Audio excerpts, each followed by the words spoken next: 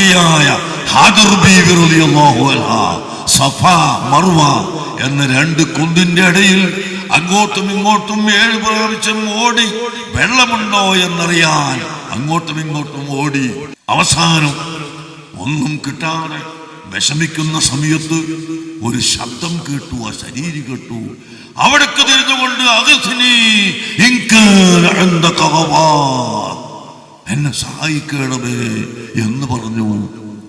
അപ്പോൾ അല്ലാഹു അല്ലാത്തവരോട് സഹായം ചോദിച്ചാൽ അത് കണ്ടവരോടായാലും കാണാത്തവരോടായാലും ദൃശ്യത്തിലൂടെയായാലും അദൃശ്യത്തിലൂടെയായാലും തൗഹീദുള്ള മനുഷ്യൻ അത് ചോദിക്കുമ്പോൾ അത് ശിർക്ക് വരികയില്ലെന്ന് വിശ്വസിക്കുന്ന വിശ്വാസം, അത് മുസ്ലിം ലോകത്തിന്റെ വിശ്വാസമാണ്, ഔലിയാക്കൾ പഠിപ്പിച്ച വിശ്വാസമാണ്. ഇതിൽ നിന്ന് വ്യതിചലിച്ചു പോയവരാണ് ബിദ്അഈ പ്രസ്ഥാനക്കാർ.